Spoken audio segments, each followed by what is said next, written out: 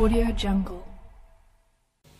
Sama-sama kita hormati, kita muliakan segenap keluarga besar Jam'iyah Al-Futuhiyah yang diketuai oleh Ustazah Muflihati dan juga ketua penyelenggara pada hari ini yaitu Ukhti Ibu Dewi Ibu Lesi Dwi Ros.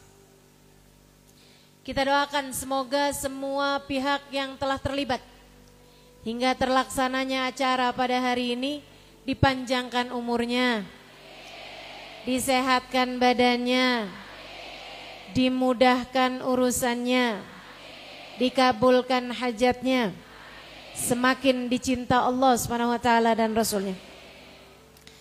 Para ustazah, wabil khusus Ustazah Fatimah Jindan, kita doakan semoga senantiasa dalam keberkahan insyaallah. Para hubabah, para syarifah, bil khusus Ukhtina Haniah Al-Jailani, kita doakan semoga senantiasa dalam keberkahan insyaallah. Kabulkan segenap hajat-hajatnya insyaallah, amin ya rabbal alamin. Para ibu-ibu nyai, pimpinan-pimpinan pondok pesantren ataupun pimpinan-pimpinan majelis ta'lim, serta juga sama-sama kita hormati Ibu Bupati, Ibu Camat, Ibu Kepala Desa, Ibu Kapolsek, Ibu Banser, dan juga PML. Kami tadi di jalan mikirin PML tuh singkatan apa?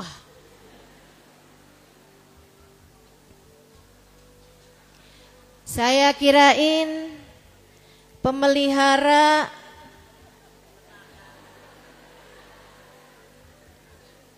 apa terakhirnya lingkungan gitu. Ternyata pasukan manusia langit.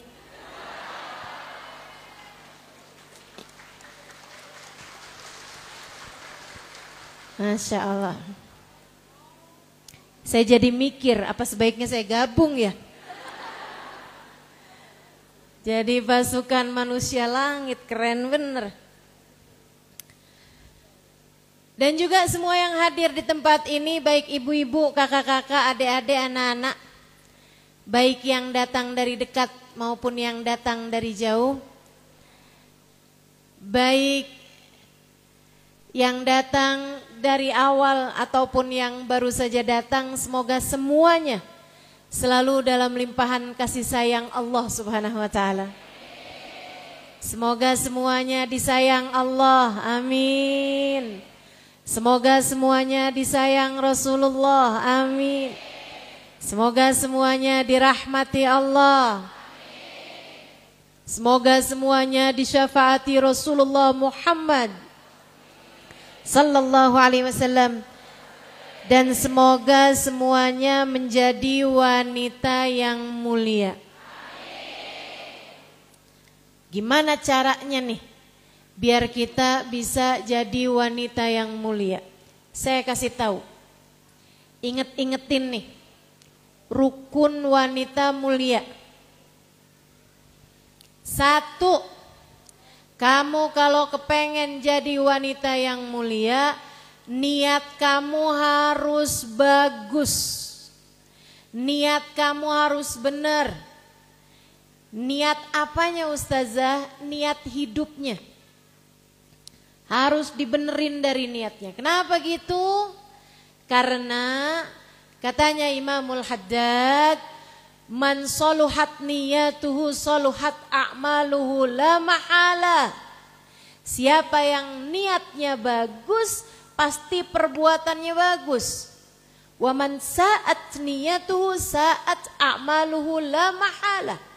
Siapa yang niatnya jelek, perbuatannya juga bakalan jelek. Mau atau gak mau, walaupun kelihatannya bagus.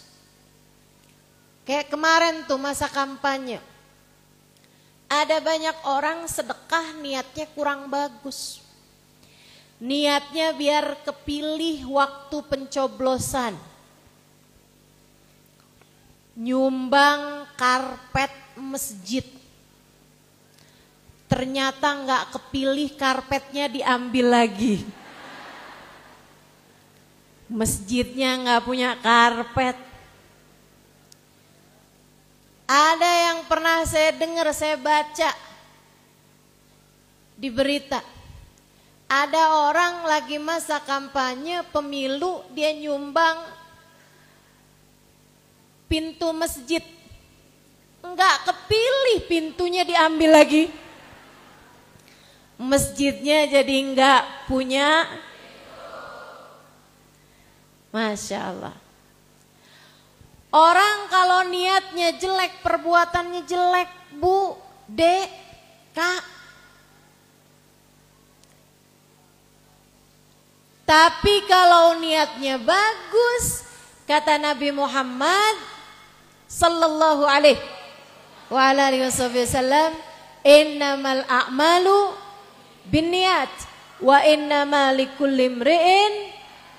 Setiap perbuatan sesuai dengan niatnya, setiap orang hanya akan diberi sesuai dengan niatnya. Saya ceritain, salah satu di antara perempuan mulia itu namanya Sayyidah Hanna, kemudian punya anak wanita, satu dari 4 wanita paling mulia, ratu-ratunya surga. Namanya Sayyidah Maryam. Hanna waladat Maryam. Sayyidah Hanna melahirkan Sayyidah Maryam. Kok bisa Sayyidah Maryam jadi perempuan segitu mulianya sampai namanya Allah abadikan di dalam Al-Quran sebagai nama surat. Bu, di Quran gak ada loh surat Khadijah, gak ada surat Fatimah, apalagi surat Halimah. Tapi di Quran ada surat Maryam. Kok bisa sampai segitu mulianya Sayyidah Maryam? Salah satu sebabnya adalah karena ibunya waktu mengandung Sayyidah Maryam punya niat yang sangat mulia. Allah Subhanahu wa taala ceritakan dalam Al-Qur'an, A'udzubillahi minasyaitonirrajim. Di surat Ali Imran ayat 35. Idz qalat imra'atu Imran, Rabbi inni nazartu laka ma fi batni muharraran fataqabbal minni. Katanya Sayyidah Maryam, ya Allah, saya sekarang hamil. Saya niatkan kandungan dalam rahim saya ini, janin dalam rahim saya ini, ya Allah, saya niatkan persembahan saya untukmu. Terimalah ia ya Allah. Niatnya bagus dari awal. Dia gak bilang, ya Allah saya hamil nih, alhamdulillah, mudah-mudahan anaknya nanti bisa ngurusin saya. Ada banyak orang tua kalau punya anak berharap nanti anak-anak saya bisa ngurusin saya. Kok kamu yakin umur kamu itu panjang? Sampai anak-anakmu ngurusin kamu di masa tua? Lagian, Bu, Kak, anak-anak itu lahir bukan buat ngurusin orang tuanya. Anak-anak lahir sama halnya dengan dirimu juga. Wa ma khalaqtul jinna wal insa illa liya'budun. Yang menciptakan mengatakan, aku ciptakan jin dan manusia hanya untuk beribadah kepadaku. Anakmu diciptakan oleh Allah, bukan buat kamu, tapi buat Allah. Segitunya kamu ngambil hak kamu terlalu besar untuk minta diurusin sama anak-anakmu. Lagian Bu, nggak kapan kita ini dari sejak bahkan berada dalam rahim ibu kita sudah ada yang ngurusin. Yang ngurusin kita namanya Allah Subhanahu wa taala, Jalla Jalaluhu wa ta'ala azamatuh. Qul a'udzu birabbin nas. Katakanlah wahai Muhammad, aku berlindung dengan Rabbin nas, pemelihara manusia. Rabb, Murabbina, Allah Subhanahu wa taala, Jalla Jalaluhu wa ta'ala azamatuh.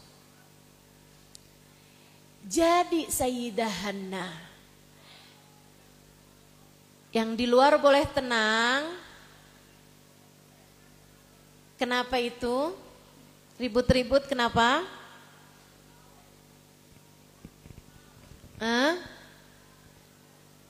Ada suami berantem sama istrinya? Enggak ya. Ada yang lagi nagih hutang?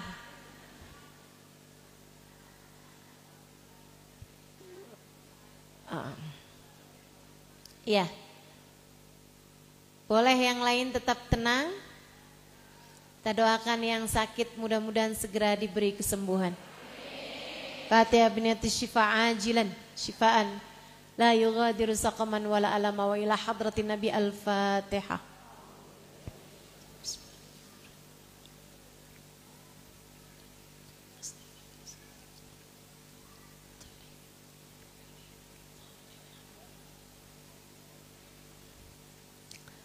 Sayyidah Hanna saat hamil Sayyidah Maryam punya niat, ya Allah, yang ada di dalam kandunganku ini persembahanku untukmu.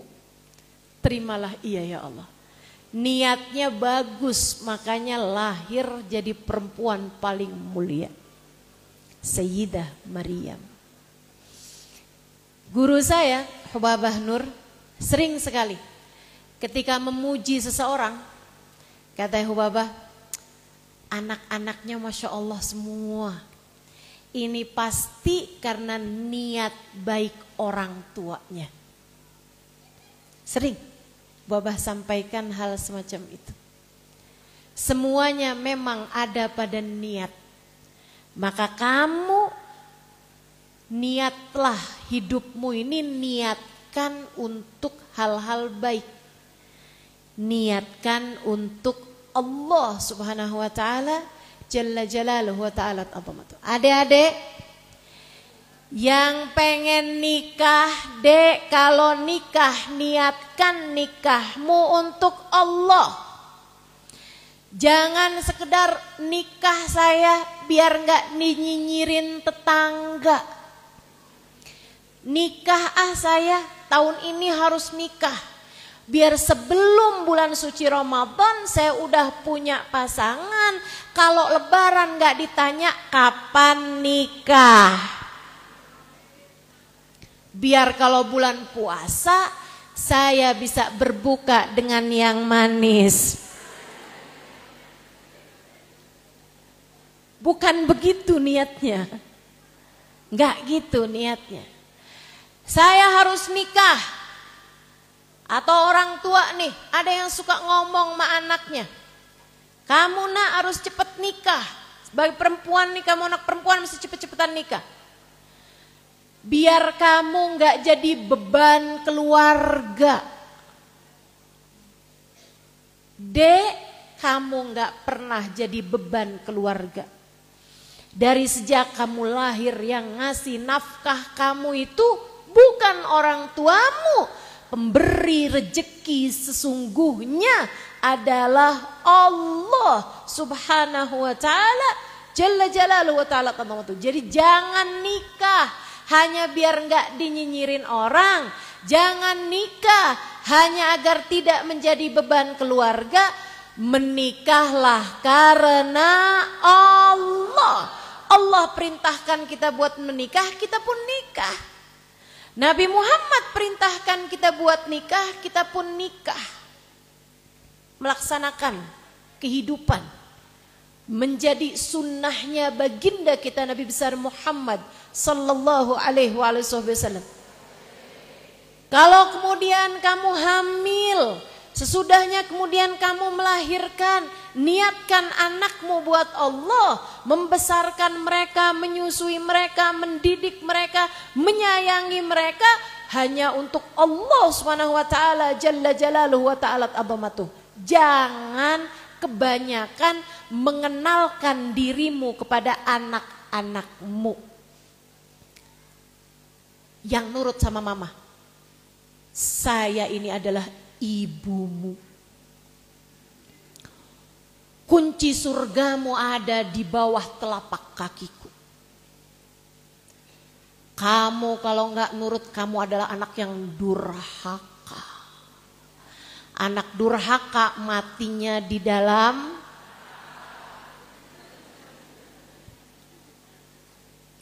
untung anakmu itu santun. Kalau nggak santun, saya adalah ibumu. Emang iya? Anak mana yang lupa bahwa kamu adalah ibunya? Nggak mungkin ada ceritanya lupa. Oh iya ya, kok saya lupa ya? Nggak mungkin. Anakmu nggak perlu terus-terusan dikenalkan siapa ibunya, siapa bapaknya. Mereka nggak akan lupa. Yang perlu kamu lakukan sebagai orang tua adalah mengenalkan anakmu kepada penciptanya. Namanya saat mereka sakit, bilangin, "Nak, tidak ada yang dapat menyembuhkanmu selain."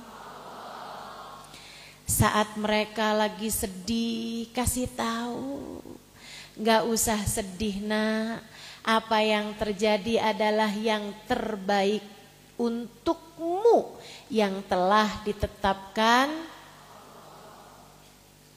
Saat mereka meminta sesuatu kepadamu, kasih tahu, "Nak, tidak ada pemberi yang sesungguhnya selain."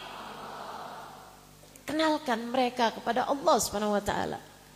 Niatkan anakmu itu buat Allah Subhanahu wa taala. "Bu, saya punya ilmu sedikit,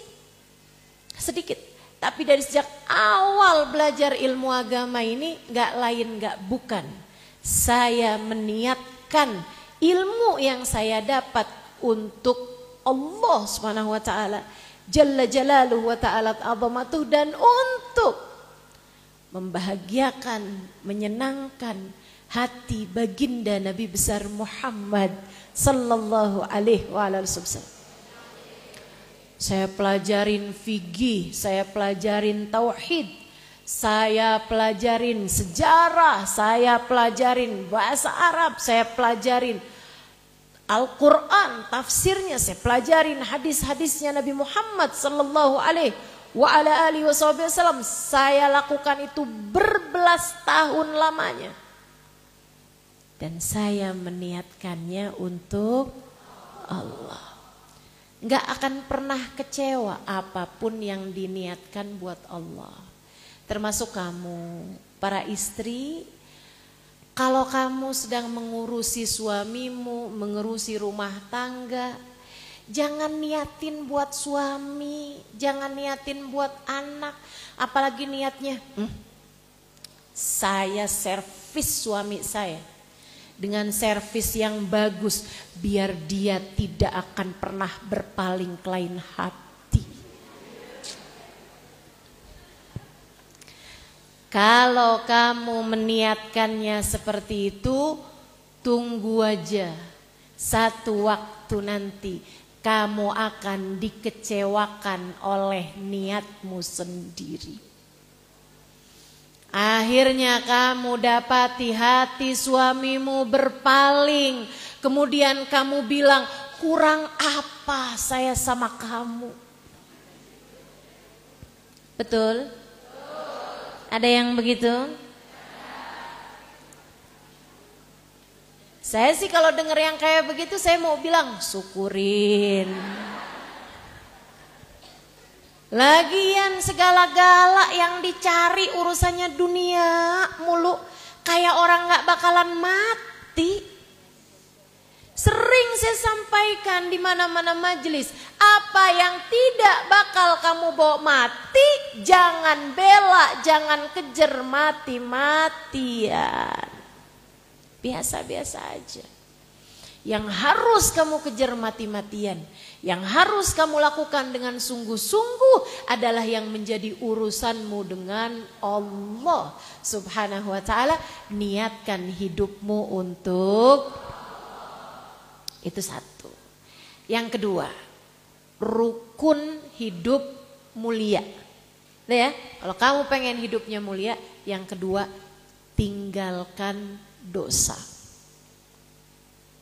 Tinggalkan dosa. Jangan mau hidup bergelimangan dosa. Jangan mau hidup belepotan dosa. Jangan mau hidup berkotor-kotor dengan dosa. Sebab kamu tidak dalam masa percobaan. Hidup kamu yang sekarang adalah hidup yang akan dihisap menit per menitnya di akhirat nanti oleh Allah Subhanahu wa ta'ala. Jangan mau terus-terusan hidup dalam dosa. Ngerjain dosa terus. Nunggu apa? Nunggu malaikat Israel datang mencabut nyawamu. Kemudian kamu bilang, Rabbirji'un la'alli a'malu salihan fima taraktu. Ya Allah, balikin saya lagi ke dunia ya Allah. Sisakan waktu, saya mau taubat, saya mau sholat, saya mau ibadah, saya mau ngerjain kebaikan yang selama ini saya tinggalkan. Saya mau minta maaf sama orang tua, selama ini saya durhaka. Saya mau minta maaf sama suami, selama ini saya gak benar berbuat kepada dia. Saya mau minta maaf sama anak-anak saya yang selama ini saya zolimi terus-terusan. Saya mau minta maaf sama tetangga-tetangga yang selalu saya sakiti. Gak ada waktunya kalau keburu Israel mencabut nyawamu. Jadi mumpung sama Allah masih diberi sisa kehidupan, taubati dosa, tinggalkan. Jangan tertarik melakukannya. Minta kepada Allah, ya Allah, jauhkan saya dari dosa-dosa. Jauhkan saya ya Allah, jauhkan saya. Kadang nih, saya sebagai manusia tahu, kadang ada dosa yang kita udah pengen taubatin dan kita pun mentaubatinya. Ya Allah, saya taubat ya Allah, gak bakal lagi ngerjain. Subhanallah, besok-besoknya ngerjain lagi. Betul? Saya sampai sempat mikir, kok gitu ya saya? Saya padahal udah taubat, saya padahal udah janji gak bakal ngulangi, kok saya ngulangin lagi ya? Rupa-rupanya Allah sedang menguji kita, sekaligus memberitahu kepada kita bahwa urusan meninggalkan dosa bukan hanya urusan kita, tapi urusan Allah. Ada yang dibiarkannya mengerjakan dosa. Ada yang dibiarkannya mengerjakan dosa. Kembali lagi melakukannya, karena dia memang bukan hamba yang mulia. Namun ada juga yang kemudian Allah menerima taubatnya, mengangkatnya dari jurang dosa, meletakkannya ke jalan taat, membimbingnya menuju takwa hingga Allah Subhanahu wa taala mencintai dia. Karenanya kalau lagi taubatin dosa, jangan bilang ya Allah aku bertaubat kepadamu. Akan tetapi bilang ya Allah karuniakanlah kepadaku taubat padamu. Allahumma rzuqni taubatan nasuha.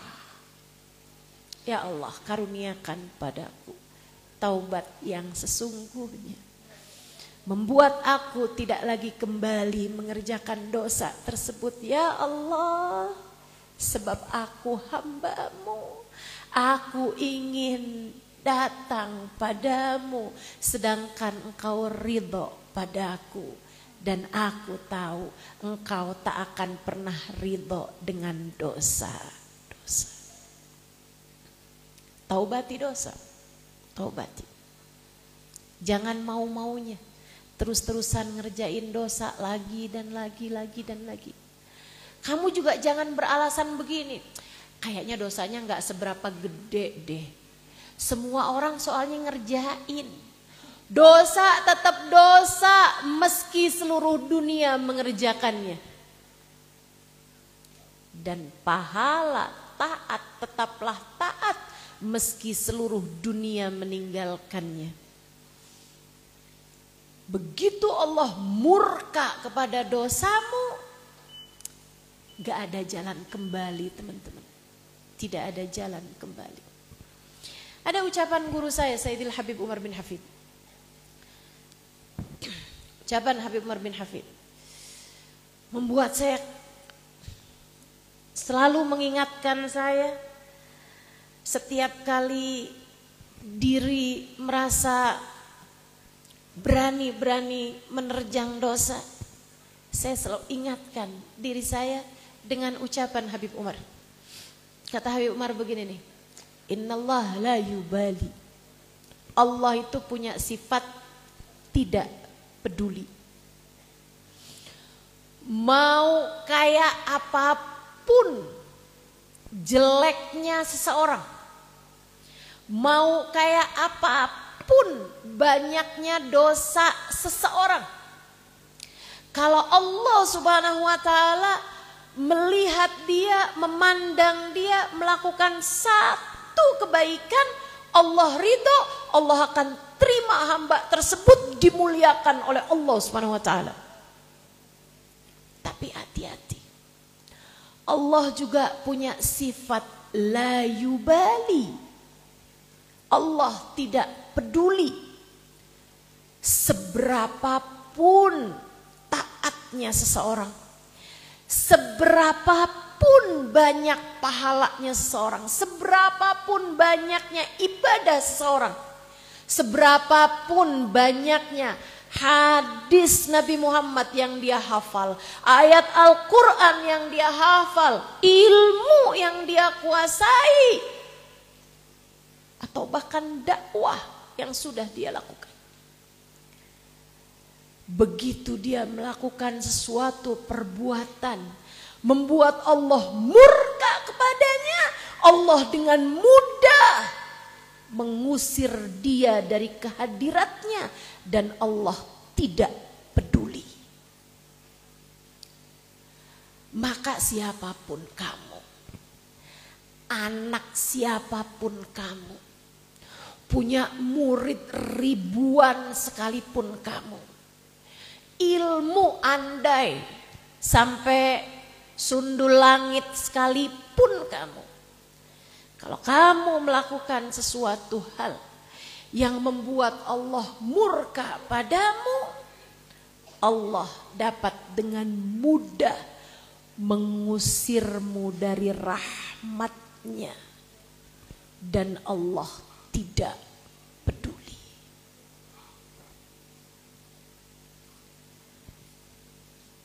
Bu, Kak, Dek, Nah, Allah tidak pernah wajib memasukkan kita ke dalam surga.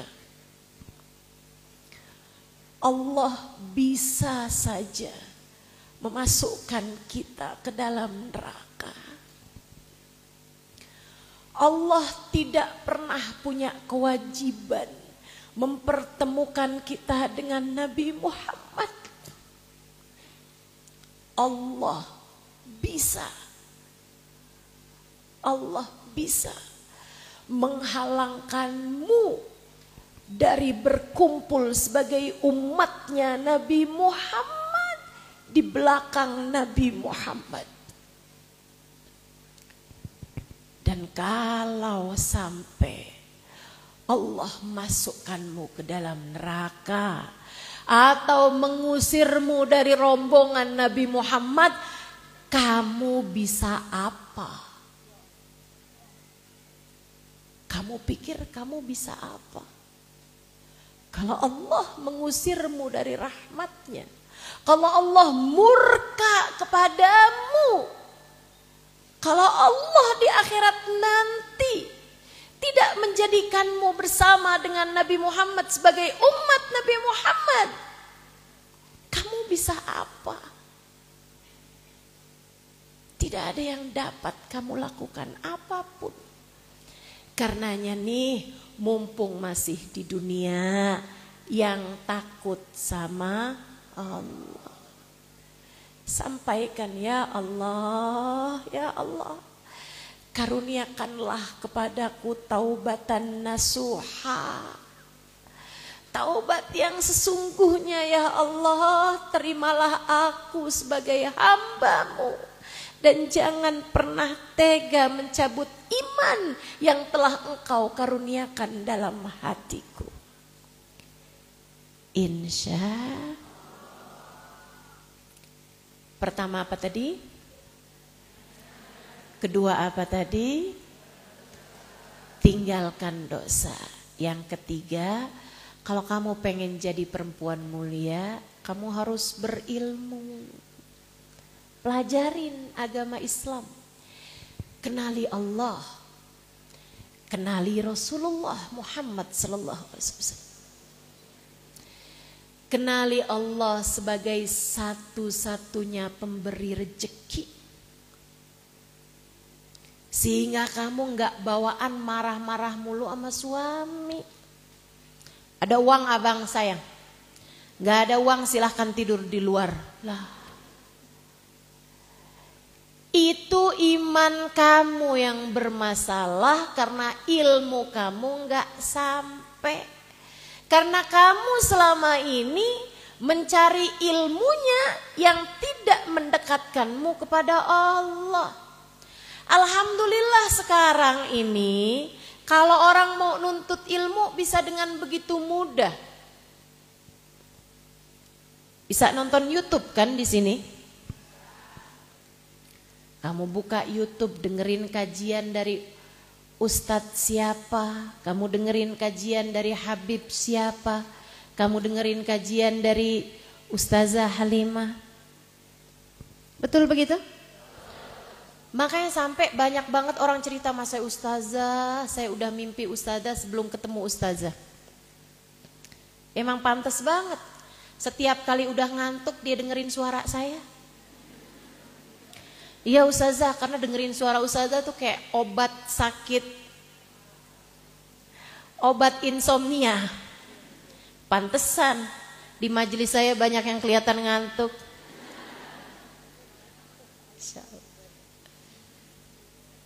Ilmu, pelajarin terus aja.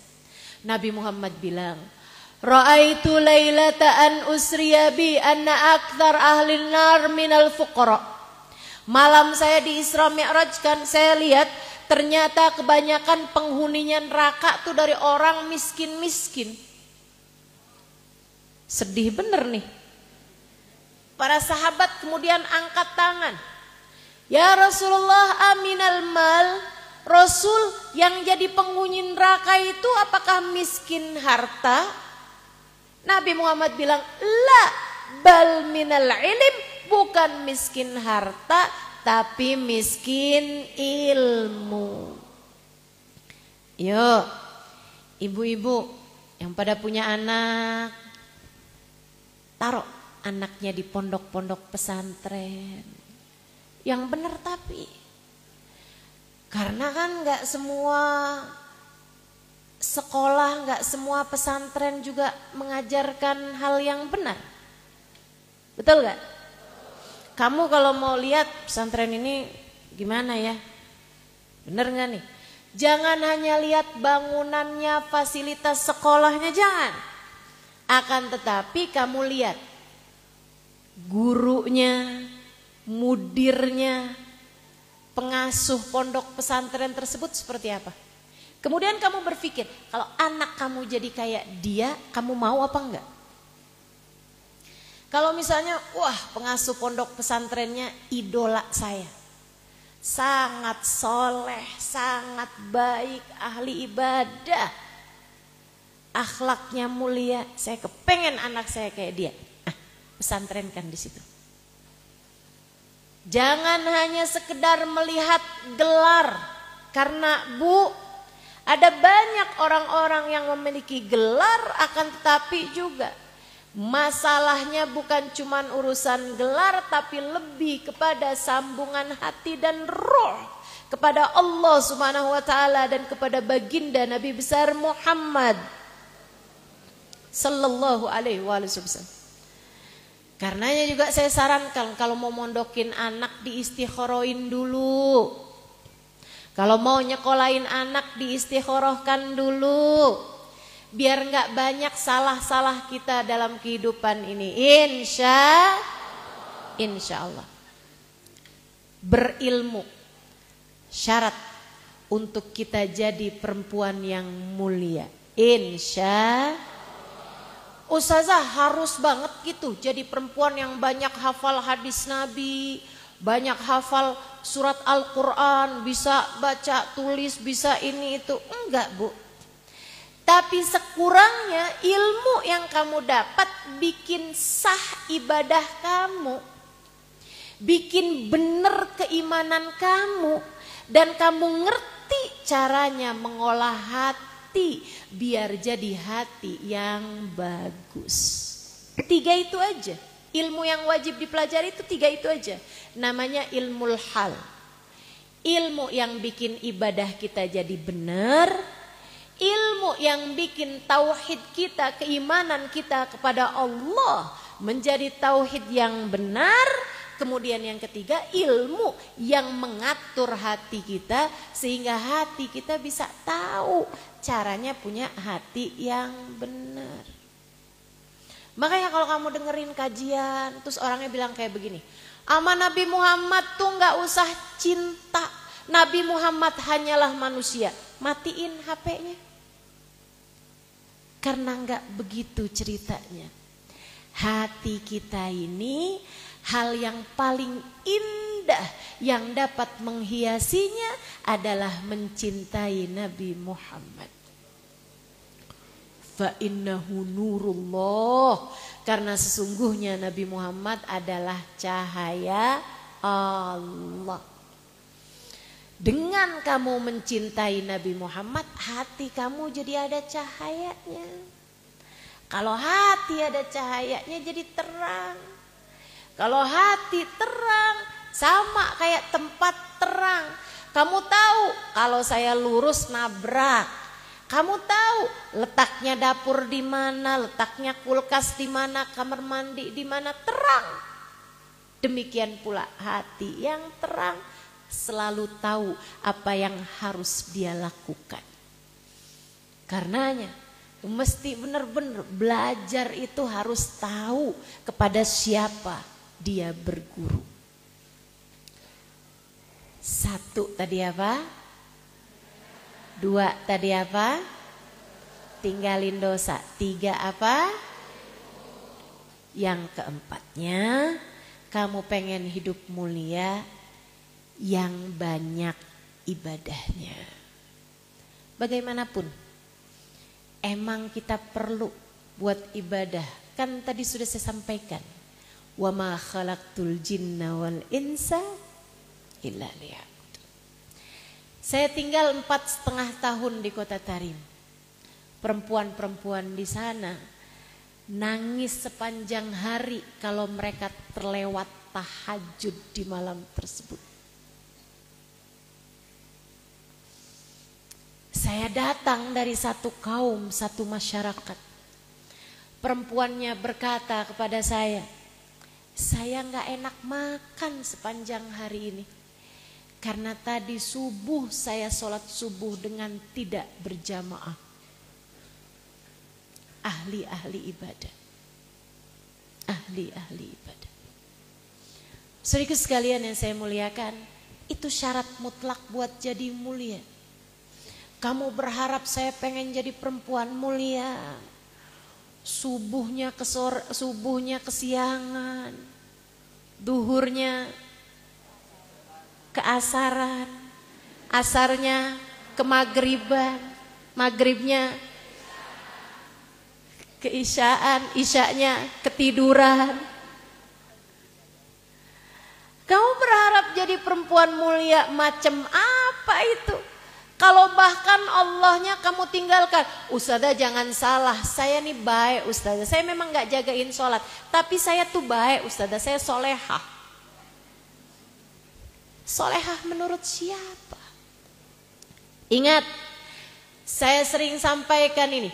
Ketika ada seseorang sholat, bukan hanya karena dia mau sholat, akan tetapi karena dia masih bernilai di mata Allah, sehingga Allah izinkan dia untuk menghadap kepadanya. Ketika ada seseorang enggak sholat, bukan karena dia tidak mau sholat, akan tetapi karena dia sudah terusir di sisi Allah, sehingga Allah tidak berkenan untuk menerima dia menghadap kepadanya. Kamu pernah gak sebel sama orang, benci sama orang sampai gak mau lihat mukanya? Allah begitu. Allah begitu. Allah kalau udah sebel sama seorang hamba, murka kepada seorang hamba, marah kepada seorang hamba, Allah gak izinkan dia untuk menghadap kepadanya. Dia pikir dia yang gak mau sholat, padahal Allah yang gak mau dia menghadap Allah dalam sholat. Demikian pula sebaliknya. Ketika ada seorang hamba dibangunkan Allah di waktu malam, diizinkan Allah untuk tahajud, diizinkan Allah untuk menyebut-nyebut nama Allah di dalam sujudnya, berdoa, memohon kepada Allah Subhanahu wa ta'ala. Itu artinya hamba tersebut sedang diinginkan oleh Allah. Allah sedang ingin dekat dengannya. Aqrab ma yakunul abad min rabbih fahuwa sajid. Fakthiru fihi du'a faqamin an yustajabalah. Kata Nabi Muhammad sallallahu alaihi wasallam, tempat terdekat seorang hamba dengan Allah Tuhannya adalah saat dia sujud, maka perbanyaklah doa saat sujudmu, kata Nabi. Doamu sangat mungkin diijabah oleh Allah. Habib Ali Al-Habsyi, penulis kitab Maulid Simtud Durar, bilang begini. Ali idza qad marid syafahu fi'lus salah la'alla sirrus syifa fi wad'i tilkal jibah. Ali nih, kata beliau, membahasakan dirinya dengan namanya sendiri. Ali, seorang wali besar, Habibana Ali Habsyi, seorang kekasih Allah Subhanahu wa ta'ala, memiliki derajat tinggi di sisi Allah. Beliau bilang, Ali, idza qad marid, saya nih Ali nih, kalau lagi sakit, sembuhnya ngerjain sholat. La'alla syirus sifa fi wad'i tilkal jibah. Sepertinya Allah memang meletakkan kesembuhan ada pada diletakkannya dahi di tempat sujud. Habib Ali Habsyi, kekasih Allah aja begitu. Sembuhnya kalau lagi sakit sama sholat. Apalagi yang kita-kita ini teman-teman. Kita perlu banget sama sholat. Sholat jangan tinggal. Yang wajib jangan tinggal, Yang sunnah-sunnah yuk kita usahakan. Yuk kita usahakan. Insya sholat duha, sholat witir. Kan begitu? Kalau bisa bangun sebelum subuh untuk mengerjakan sholat tahajud. Insya Allah. Taat. Sholat iya, zikir iya, Quran iya, sholawatan iya, sedekah iya. Semua jenis-jenis kebaikan, ketaatan kita laksanakan. Itu adalah syarat untuk kita menjadi wanita yang mulia. Yang terakhir, saudaraku sekalian saya muliakan, sebelum yang terakhir coba diulang lagi. Mak-mak tuh gampang lupa orangnya. Nah, yuk saya ulangi lagi. Yang pertama apa tadi? Kedua apa tadi? Tinggalin dosa. Ketiga apa tadi? Ilmu. Keempat apa tadi? Taat, ngerjain ibadah pada Allah SWT. Dan yang sekarang yang terakhir teman-teman sekalian, bersihnya hati. Kamu pengen jadi wanita yang mulia, hatimu yang bersih. Apa ustazah yang bisa ngotorin hati? Banyak. Paling utamanya adalah kebencian. Jangan biarkan kebencian membuatmu menjadi wanita yang hina. Jangan kamu rusak kebersihan hatimu dengan kebencianmu terhadap siapapun. Terhadap siapapun. Imam Ghazali dalam kitabnya Minhajul Abidin mengatakan, andai kamu seumur hidup gak pernah mencaci maki iblis sekalipun, andai kamu seumur hidup gak pernah membenci setan sekalipun, Allah gak akan hisab kamu. Gak akan Allah tanya, kenapa kok kamu gak pernah melaknat-laknat setan? Gak ada. Apalagi yang lain. Inna syaitana lakum aduun fattakhiduhu aduwa. Kata Allah Subhanahu wa taala, sesungguhnya setan itu adalah musuh, maka jadikanlah ia musuhmu. Segitunya aja. Kalau kita dalam hidup enggak pernah nyaci maki setan, kita enggak akan dihisab sama Allah Subhanahu wa taala. Saudaraku sekalian, apalagi yang lain. Jadi kalau mau benci orang, ingetin, dia setan apa bukan? Kalau dia bukan setan, Allah tidak izinkan kamu untuk membencinya. Ustazah, dia bukan setan tapi kelakuannya iya. Enggak gitu. Bu, kalau ada orang bikin salah, maafin aja. Kalau ada orang menzolimimu, maafkan saja. Saya kesian sama kamu. Kalau sampai gara-gara kebencianmu kepada seseorang, sholatmu enggak diterima sama Allah, rahmat Allah jauh dari kamu. Emang iya ustazah? Iya. Kata Nabi Muhammad, salatatun la turfa salatuhum fawqa ru'usihim shibra. 3 kelompok orang sholatnya enggak diangkat 1 jengkal pun dari atas kepalanya. Boro-boro diterima sama Allah, boro-boro dibalas dengan pahala oleh Allah, bahkan keangkat aja enggak, terkirim aja enggak. 3 kelompok orang kata Nabi Muhammad. Siapa itu wahai Rasul? Man amma qauman wa hum lahu karihun. Siapa yang jadi pejabat, rakyatnya benci sama dia, salatnya enggak diterima sama Allah. Serem bener. Makanya ibu-ibu yang ada di sini nanti kalau pemilu lagi enggak usah nyalon dah. Lagian juga gak akan ada yang milih kayaknya. Ya, jadi udah gak usah nyalon aja. Tanggung jawab di akhiratnya berat.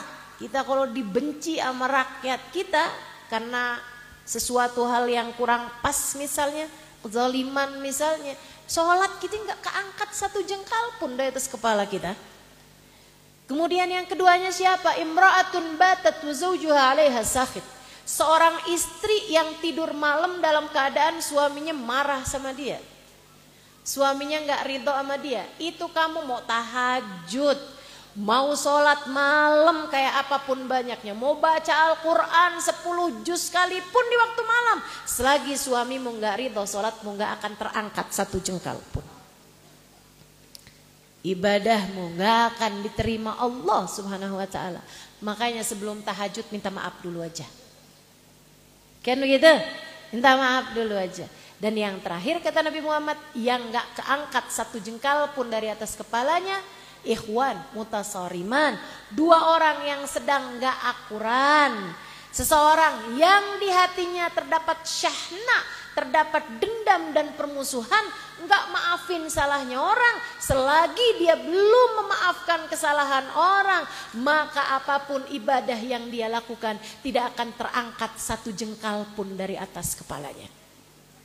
Sayangi dirimu, maafkan orang lain. Insya udah usir aja, kebencian usir aja. Tapi kok berat banget ya Ustazah, dia telah menyakiti hati saya.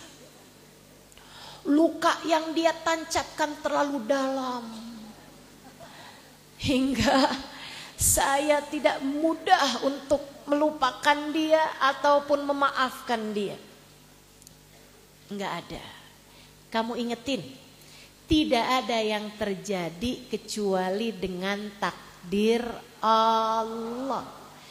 Kamu gak terima sampai gak bisa maafin, artinya kamu gak terima sama takdirnya Allah. Nabi Muhammad bilang, man radiya falahu ridho wa man sakhita falahu sukhut. Siapa yang terima ridho sama takdirnya Allah, Allah pun ridho kepada dia. Siapa yang gak terima sama takdirnya Allah, Allah pun gak berkenan menerima dia. Serem kan? Maka udahlah, siapapun aja yang pernah berbuat salah sama kita, dengan lega hati kita bilang, saya sudah memaafkan dia. Begitu? Insya Allah. 5 hal tersebut. 5 tadi ya? Bener ya? 5 ya?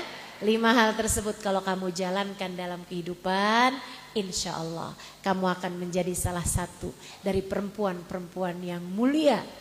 Nanti kalau hati kamu udah selesai dari kebencian, insya Allah hati kamu akan Allah turunkan rasa cinta kepada Allah, rasa cinta kepada Nabi Muhammad sallallahu alaihi wasallam, sehingga hatimu akan menjadi hati yang bercahaya. Hidupmu mulia di dunia, mulia saat sakaratul maut, mulia saat menghadap Allah subhanahu wa ta'ala, mulia sampai di hari akhirat nanti. Insya Rabbana zalamna anfusana wa ilam taghfir lana wa tarhamna lanakunanna minal khasirin. Rabbana atina fid dunya hasanah fil akhirati hasanah wa qina adzabannar. Semoga dapat mengamalkan apa yang telah disampaikan. Ala hadhihi niyyah wa bikulli niyatin salihah jami'ah syamilah wa ila hadratin Nabi Muhammad sallallahu alaihi wa ala alihi wasallam. Al-Fatihah.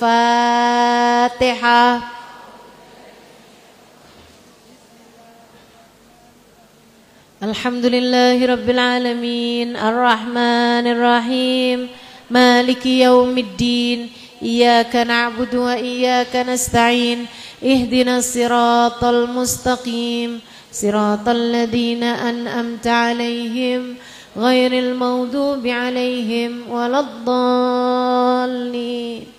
Amin. Saya membaca doa Maulid. Tadi Maulidnya belum selesai, doanya dibaca. Mudah-mudahan semua yang hadir Allah karuniakan syafaat Nabi Muhammad sallallahu alaihi wasallam.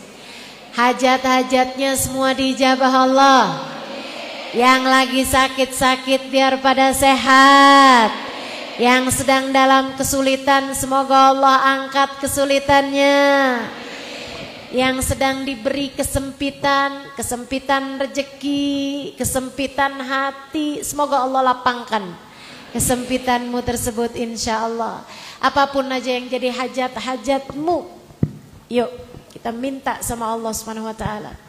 Saya memintakan untukmu dengan sungguh-sungguh. Saya sayang sama semua umat Nabi Muhammad. Nah, saya berharap disayangi sama nabinya umat Islam. Yuk, kita membaca. Kita membaca suratul Fatihah. Saya lagi, semoga hajat-hajatmu dijabah Allah Subhanahu wa taala. Fatihah. Allah yaqdi lana jami'al hajat. Silahkan sebutkan hajat-hajatmu masing-masing.